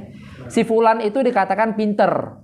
Pinter itu mana sih wujudnya? Nggak ada wujudnya. Oh, si fulan itu dikatakan pinter karena dia bisa ini. Itu kan berarti i'tibari. Kita mengatakan dia pinter itu i'tibari. Paham ya? Sehingga akhirnya saat kita mau mentarifkan pinter, nggak akan pernah bisa kita mentarifkan secara hakikatnya. Gitu. Karena kenapa? Karena wujudnya aja nggak ada, gimana kita mau mendekati hakikat dia? Jelas sampai sini? Baru kita paling cuma bisa mentarifkan dengan contohnya. Gimana sih pintar itu? Contohnya kalau dia bisa ini, itu contoh. Contoh itu bukan hakikat. Jelas ya? Maka tadi ada misal saat kita membahas awal khosoh tadi. Salah satu khosoh adalah amsal atau misal atau amsilah. Oke. Nah, ini Imam Razi mengatakan ini setelah ditahqiq. Karena kulliyat itu semuanya umurun i'tibariyah. Husilat mafhumatuha. Hanya kita bisa mendapatkan mafhumnya aja tanpa sama sekali kita bisa memunculkan hakikatnya. Wa wudi'at asma'uha bi izaiha. Ay wa wudi'at asma'u umurin i'tibariyah bi izai mafhumati umurin i'tibariyah gitu.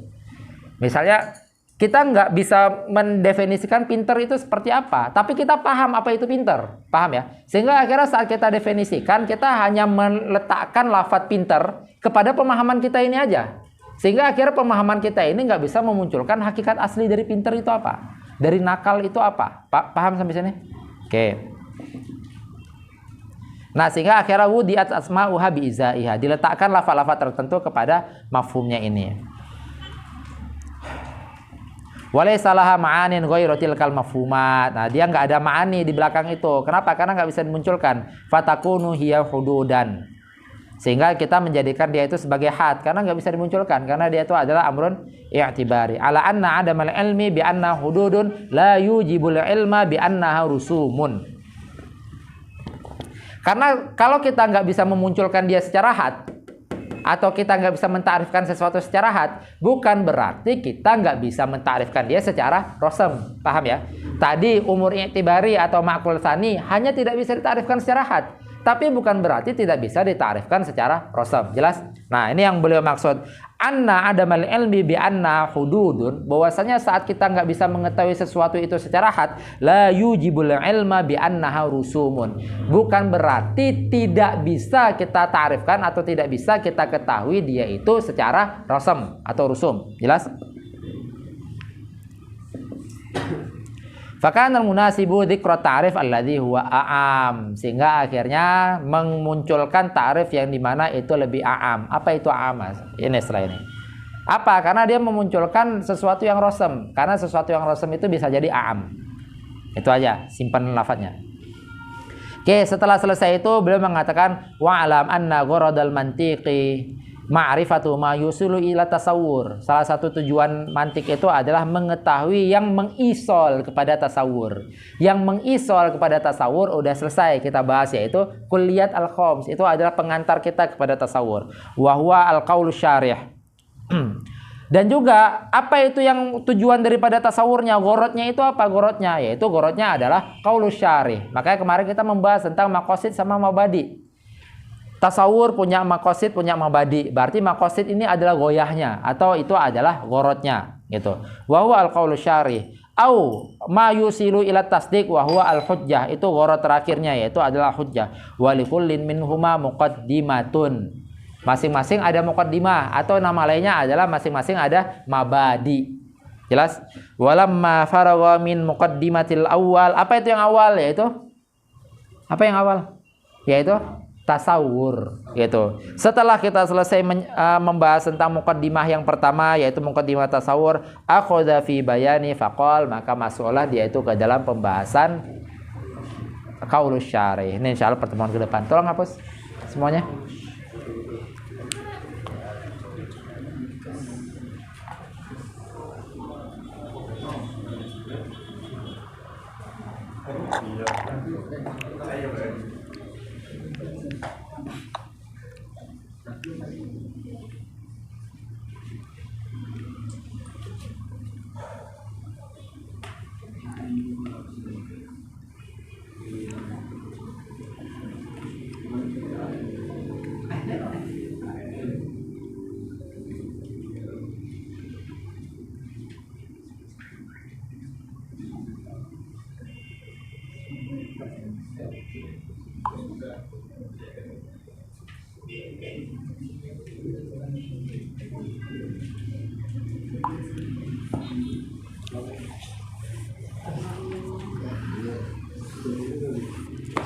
Oke.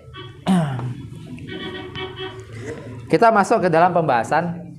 Ini penengah. Setelah kita membahas kulli, selesai kan kulliyatul khams. Setelahnya itu kita membahas ta'rif, tetapi ditengahi dengan membahas nisbah antara dua kulli. Kita membahas nisbah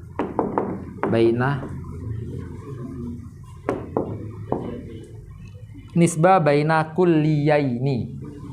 Paham ya? Nisbah baina kulliyaini.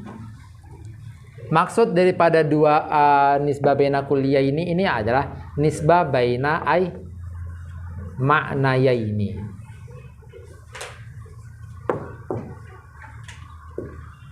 Ay ma'nayaini. Maksud dari kata-kata kulliyaini ay ma'nayaini. Berarti kulliyaini ini adalah sifat daripada ma'nayaini. Maksudnya adalah nisbah baina ma'nayaini al-kulliyaini.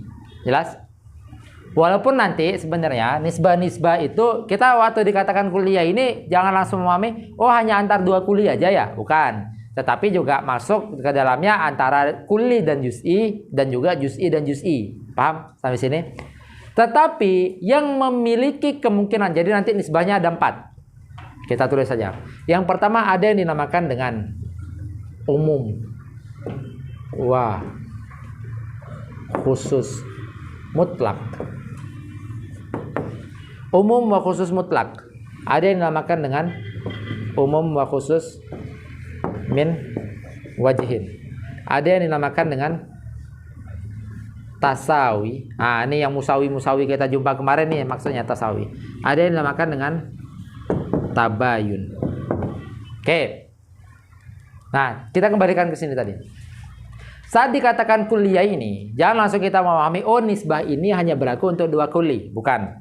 Tetapi nisbah ini juga berlaku kepada kulli dan juz'i, dan juga sebaliknya, dan juga juz'i dan juz'i. Paham ya? Hanya saja di antara tiga tadi itu, yaitu kulli juz'i, juz'i, antara tiga itu, yang memiliki keempat kemungkinan ini, hanya kulli dan kulli. Paham maksudnya? Yang memiliki keempat kemungkinan ini, hanya kulli dan kulli. Sedangkan kulli dan juz'i nanti nggak memiliki empat kemungkinan ini. Dan juga juz'i dan juz'i nggak memiliki empat kemungkinan ini. Paham nggak sampai sini? Itu dulu. Nah, nanti kita praktekkan kulli dan kulli paham dulu, baru kita jelaskan tentang kulli juz'i sama juz'i. Yang penting masih ingat makna juz'i ya. Ada yang masih ingat makna juz'i? Ada yang udah lupa? Ada yang masih tidak lupa? Masya Allah, bravo. Oke. Umum, nih sekarang. Umum, yang pertama, umum wa khusus mutlak. Apa itu umum wa khusus mutlak? Antara dua kulli, si yang satu memiliki sisi umum secara itlak, yang satunya lagi memiliki sisi khusus secara itlak. Apa maksud secara itlak? Itlak itu maksudnya segala sisi ya. Sisi apapun dilihat dia tetap mutlak, dia tetap umum. Sisi apapun kita lihat dia tetap khusus. Paham sampai sini? Misalnya kita buat pemetaan aja nih, gini. Ini kotak-kotak kuli gitu ya, kotak-kotak kuli ini dalamnya kotak kuli, ini kotak kuli. Yang dimana di dalam kotak kuli karena dia itu adalah la yamna nafsu tasawuri minuku isyarika sehingga masih banyak afrod. Nah, kotak kuli yang gede ini adalah kuli yang bernama apa? Mau kuli apa kalian? Alat tulis saja deh ini yang ada di sini. Alat tulis. Apa sih bahasa Indonesia? ATK ya? ATK itu apa sih istilahnya? Alat tulis kantor. Alat tulis saja deh. Papan tulis masuk alat tulis nggak? Buku? Masuk ya? Oke. Alat tulis. Nah, terus kotak-kotak yang kecil ini adalah buku. Semua buku pasti alat tulis? Ada nggak buku yang bukan alat tulis?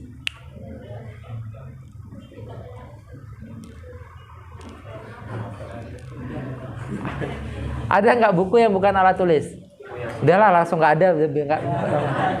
Buku gambar. Buku gambar kan alat tulis juga. Alat tulis itu kan bukan berarti menulis ya. Buku Yasin. Novel kan bisa ditulis juga.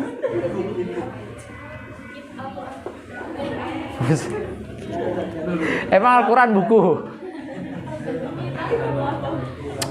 Buku bermasalah kali ganti aja lah Martin. Apa lagi misalnya? Apa mau wasain apa?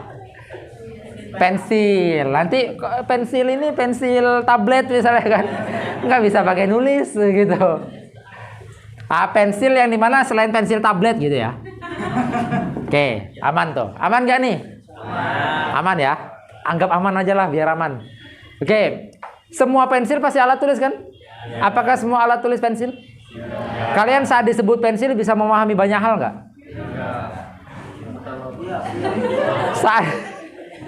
Saat disebut, coba tolong ambilkan pensil kok, gitu misalnya. Bisa memahami, oh itu bisa saya ambil, ini bisa saya ambil, ini bisa nggak? Paham ya? Nah itu kan berarti bisa memahami banyak hal. Itu bukti dari kuli. Paham ya? Nah, antara pensil sama alat tulis itu afrodnya kan jumpa. Paham ya maksudnya jumpa ya? Maksudnya maknanya beda. Alat tulis maknanya ini, pensil maknanya ini. Tetapi saat maknanya itu berbentuk afrod, berbentuk firqorid, jumpa. Gitu. Jadi alat tulis ada buku, ada spidol, ada papan tulis, ada pensil. Pensil ada pensil, ada pensil, ada pensil terus pokoknya. Yang dimana semua afrodnya pensil itu masuk ke dalam afrodnya alat tulis. Jelas ya? Nah, di sisi ini kita katakan alat tulis bagi si pensil itu lebih umum mutlak. Apa maksudnya mutlak? Nggak ada toleransi umumnya dia itu. Paham? Pensil bagi si alat tulis itu lebih khusus mutlak. Nggak ada toleransi. Nggak ada kita katakan, oh si pensil ini lebih khusus dari alat tulis. Oh bentar dulu, lihat dari mana. Dari manapun kamu lihat, pensil itu tetap lebih khusus. Begitu juga papan tulis. Dari sisi manapun kita lihat, si alat tulis itu tetap lebih umum. Jelas? Itu yang dinamakan dengan umum wa khusus mutlak. Mutlak itu berarti udah sabit gitu, nggak ada toleransi lagi. Sedangkan ada yang dinamakan dengan umum wa khusus min wajihin. Apa maksud umum wa khusus min wajihin? Kita katakan dia umum, nggak mutlak, tetapi tergantung. Kalau bahasa enaknya kita itu adalah relatif. Kan kayak gitu kan? Oh dia umum nih, relatif. Apa maksud relatif? Lihat dulu dari sisi mananya. Kan gitu kan? Gitu. Maka kan kita di Indonesia itu ada diksi relatif sama mutlak. Kan ada istilah kayak gitu tuh. Oh ini mutlak, oh ini relatif kayak gitu. Kan ada istilah kayak gitu. Biasa apa yang sering kata-kata oh itu relatif gitu, apa misalnya? Idaman atau orang ganteng, orang cantik gitu ya. Gitu. Oh dia itu cantik, relatif, tergantung dari sisi mana dilihat gitu. Oh dia ganteng, relatif gitu. Tapi giliran oh dia jelek, ittifaq. Enggak gitu ya. Itu yang dimaksudkan dengan mutlak. Kan ada istilah kayak gitu. Jelek itu mutlak katanya. Apa maksudnya mutlak? Siapapun yang lihat pasti mengatakan itu. Itu sialan banget itu istilah itu tuh. Tapi kalau cantik relatif, tergantung siapa yang lihat, tergantung ini ya Allah. Kalau jelek itu nggak ada toleransi gitu ya. Nah itu untuk memahami aja, untuk pendekatan. Nah persis yang terjadi di sini. Keumuman dan kekhususan antara dua kuli itu tidak mutlak. Contohnya apa? Contohnya, ini kita pakai ini juga boleh. Atau mau ganti yang lain? Alat elektronik aja ganti. HP aja deh, HP. HP sama apa kira-kira sesuatu. HP terkadang ini terkadang apa gitu. Misal apa? HP hitam. Nah, ini kita kotak-kotakkan, kita anggap sebagai kotak kuli, yang dimana dalam kotak ini banyak afrodnya, jelas ya. Nah ini kita kotak-kotakkan sebagai kotak kuli juga, di dalam kotaknya banyak afrodnya. Antara kuli yang lafadznya HP dan kuli yang lafadznya hitam, jumpa nggak afrodnya? Jumpa dong, kan banyak HP hitam di sini, jelas ya. Tetapi apakah semua HP itu hitam? Apakah semua hitam itu HP? Enggak. Nah, itu yang dinamakan dengan kita katakan HP lebih umum bagi hitam di sisi HP dan HP hitam. Kan ini yang jumpa afrodnya nih. Sini. Paham ya? Saat kita tutup ini, nisbah antara HP dan HP hitam, siapa yang lebih umum? HP. Paham ya? Nah, itu kita katakan HP itu lebih umum dan hitam lebih khusus kalau kita lihat dari sisi ini. Gitu, dari sisi afrod si HP hitam. Jelas ya? Dan juga hitam itu lebih umum dan HP itu lebih khusus dari sisi ini. Kita tutup ini, kita lihat oh hitam itu banyak. Afrod HP hitam tuh hanya di sini doang. Paham sampai sini? Nah, ini yang dikatakan bahwasanya HP dan hitam memiliki sisi umum dan memiliki sisi khusus tergantung jihah mana yang dilihat. Paham sampai sini? Ada yang kurang jelas nggak? Oke, kita lanjut. Tasawi. Tasawi ini apabila kedua afrodnya itu berjumpa selalu, 100% berjumpa. Selalu. Gitu. Itu yang dinamakan dengan tasawi. Nah, contohnya ini. Ini tadi saya gambar peta 2 kali ya. Mungkin kalian aja nggak lihat itu. Nah, ini 2. Misalnya contoh apa tuh yang 2 itu pasti selalu sama. Apa contoh yang tasawi ini? Udahlah insan-insan lagi lah nih jadinya. Insan sama natik. Begitu juga insan sama ad-dhahik bil quwah. Kenapa harus bil quwah? Karena kalau bil fi'il, apakah semua insan itu dohik bil fi'il? Enggak. Begitu juga insan sama katib bil kuwah dan seterusnya. Nah itu afrodnya, afrod insan sama natik 100% sama. Insan kuli, natik kuli. Afrod insan sama ad-dohik bil kuwah 100% sama. Selalu berjumpa, jelas ya? Sehingga akhirnya dikatakan nisbahnya adalah tasawi. Selanjutnya tabayun, karena di sini udah habis saya tulis di sini. Tabayun itu apabila afrodnya itu tidak ada yang berjumpa. Seperti itu. Antara afrodnya itu tidak ada yang berjumpa. Misalnya antara spidol, apa ya, lampu aja deh. Lampu itu apa kira-kira yang pasti nggak berjumpa dia? Lampu dan lampu dan meja. Nanti ada saat meja lampu. Apa itu?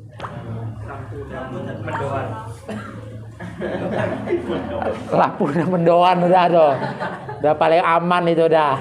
Siapa sini yang mau bilang mendoan lampu gitu? Nggak ada itu. Lampu dan mendoan, nggak ada itu afrodnya jumpa itu. Oh kamu makan mendoan, oh pasti bukan lampu, udah pasti itu. Oh kamu makan lampu, pasti bukan mendoan. Udah pasti tuh. Nah ini kalau dia itu antara dua kuli, ini kan kuli. Apa maksudnya kuli? Karena saat disebut mendoan kita ngebayangin banyak hal. Itu namanya kuli. Saat disebut lampu kita membayangin banyak hal. Tetapi antara dua ini nggak pernah jumpa. Jelas ya? Nah ini, kalau dia jumpa selalu satu sisi, jumpa selalu, tetapi sisi yang lainnya nggak selalu jumpa, gitu. Ini kalau diksi di dalam tahdibnya itu dikatakan fa ini tafaqo min jihataini. Apa maksud fa ini tafaqo min jihataini? Kalau selalu jumpa sisi misalnya antara kuli A sama kuli B, gitu ya. Kuli A sama kuli B sama kuli Jawa gitu ya. Kuli A dan kuli B itu selalu berjumpa dari dua sisi. Si A jumpa sama si B jumpa sama si A. Nah, itu namanya tasawi. Kan ini selalu jumpa. Kulinya insan selalu jumpa sama kulinya natik, gitu kan? Tapi kalau misalnya selalu jumpa hanya satu sisi saja, cuman si A doang yang selalu menjumpai si B nggak selalu menjumpai si A. Terkadang jumpai yang lain, gitu ya. Nah, itu. Nah, itu dinamakan dengan ini. Apa maksudnya? Afrod pensil selalu jumpai afrod alat tulis nggak? Selalu. Afrod pensil selalu nggak jumpa sama afrod alat tulis. Tapi apakah afrod alat tulis selalu jumpa sama afrod pensil? Enggak. Terkadang dia jumpai papan tulis, terkadang jumpai kitab dan seterusnya. Jelas ya? Nah ini berarti bertepuk sebelah tangan ini. Oke. Nah terus nanti ada apabila dua kuli itu tidak selalu berjumpa. Berjumpa tetapi tidak selalu dari dua sisi. Nah ini. Kan ini berjumpa. Tetapi kan tidak selalu. Baik si ini tidak selalu berjumpa, si ini juga tidak selalu berjumpa. Paham ya? Tidak selalu itu maksudnya tidak melulu gitu ya. Atau misalnya tidak selalu berjumpa dan memang tidak pernah berjumpa. Nah ini nih gitu. Ini udah LDR-an nih berarti nih. Ini berarti tidak pernah berjumpa gitu. Nah itu nanti diksi di dalam tahdib seperti itu. Al-kulli fa in ittafaqo kullun minhuma dari dua jihah maka itu adalah tasawi. Kalau misalnya selalu berjumpa hanya satu jihah saja yang satu enggak melulu maka dia itu umum wa khusus mutlak. Tetapi kalau misalnya dia berjumpa sama-sama enggak selalu maka umum wa khusus wajihin. Tapi kalau dia enggak pernah berjumpa maka tabayun. Jelas sampai sini? Oke. Keempat kemungkinan ini adalah yang dimiliki oleh kuli. Kan itu. Paham ya? Antara dua kuli ya. Baru setelah ini kita ngejelasin tentang antara kuli sama juz'i. Tadi kan saya katakan antara cuman dua kuli doang yang memiliki empat kemungkinan. Tetapi nanti kalau antara kuli dan juz'i enggak empat-empatnya lagi. Antara juz'i sama juz'i enggak empat-empatnya lagi. Itu. Oke. Antara kuli dan juz'i. Kalau kalian bisa mencerna kira-kira apa kemungkinan nisbahnya antara kuli dan juz'i. Kalian bayangin suatu yang kuli dan bayangin suatu yang juz'i. Di antara ini kira-kira mana mereka berjumpa? Mungkin nggak kuli sama juz'i itu tasawi? Nggak mungkin. Nggak akan mungkin itu. Nah berarti kalau nggak mungkin, berarti kan udah nggak empat-empatnya gitu ya. Sedangkan kalau kuli sama kuli kan mungkin tasawi. Nah kuli sama juz'i nggak mungkin tasawi. Nah, kuli dan juz'i itu kemungkinannya adalah imma umum wa khusus mutlak, imma tabayun. Paham ya? Mungkin nggak umum wa khusus muwajihin? Nggak mungkin. Karena juz'i itu selalu sisi khususnya dia, kayak gitu. Nah, ima umum khusus mutlak. Apa contoh umum khusus mutlak? Pensil ini sama pensil. Paham? Apa Asan? Misalnya antum siapa namanya? Husam. Husam. Pakai sa. Pakai S. Syekh Husam ya Rob. Wajar beliau tahu tadi ya Rob. Oke. Apa contoh lain misalnya antara Husam sama Insan? Gitu. Itu kan nemu afrodnya Husam sama Insan. Tetapi kan umum khusus mutlak selalu itu. Contoh yang tabayun apa? Antara kuli dan juz ini tapi tabayun. Ngapain jauh-jauh di sekitaran kalian aja banyak ini. Spidol lagi ya apa? Kenapa dengan spidol? Apa contoh yang tabayun? Ayo, Hasan.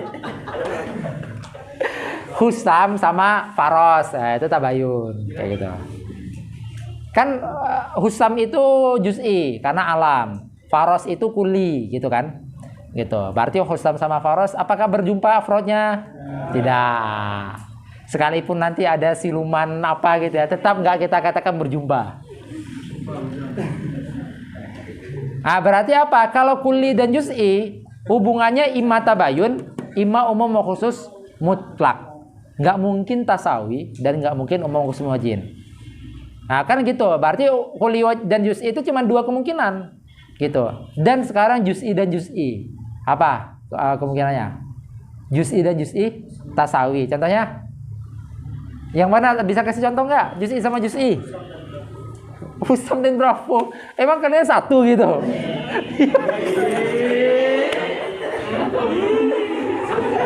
Cowok sama cowok diciein gitu ya, geli saya nanya. Apa contohnya?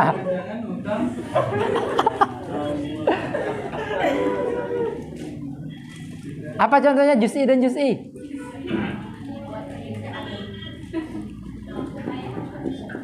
Coba yang manin, apa contohnya juz'i dan juz'i? Tadi kan katanya tasawi, ya benar. Salah satunya tasawi. Apa contohnya? Juz'i dan juz'i. Seperti? Jauh banget mikir ya. Kemarin kan juz'i ada berapa perangkat untuk jadikan juz'i? Ya gunain aja 2 perangkat itu, tapi masodaknya sama.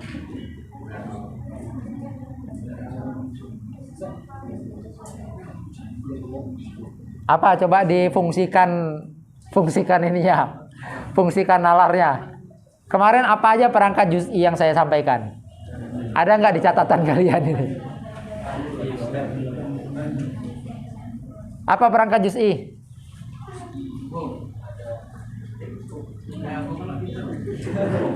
Apa Fu perangkat juz'i Fu?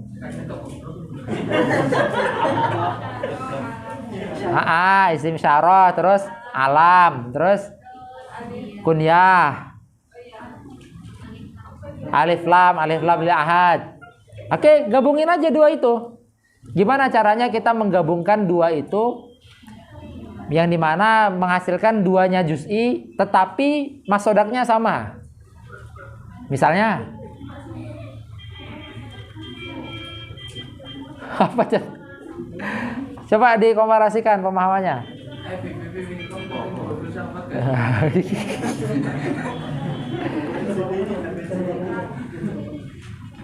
Gimana Fo? Coba dipikirkan Fo. Iya, Hasan cara ininya. Tapi kejauhan ibunya, jadi kan nanya nama bapak dia jadinya.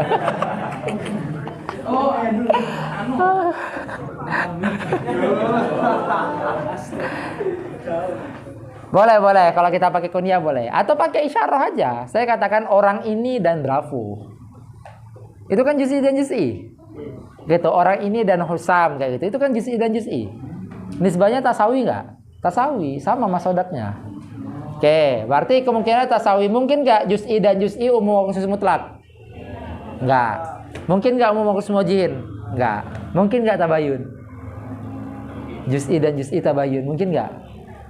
Mungkin ya itu contoh yang di awal dikasih tadi. Antara Husam dan Bravo itu kan afrodnya tabayun. Gitu. Husam afrodnya cuman ini, Bravo afrodnya cuman ini, nggak pernah nemu. Walaupun mereka tiba-tiba lengket gitu ya, nggak akan tasawi juga. Kayak gitu.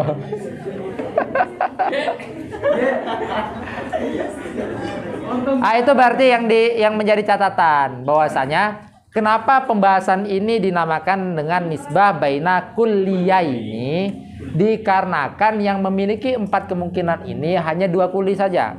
Kuli dan juz'i memiliki 2 kemungkinan, juz'i dan juz'i memiliki 2 kemungkinan. Oke, kita cukupkan perjumpaan kita hari ini. Kita tutup dengan kafaratul majelis. Subhanakallahumma wabihamdika asyhadu an la ilaha illa anta astaghfiruka wa atubu ilaik. Allahumma shalli afdhala sholati ala asraril makhluqatika sayyidina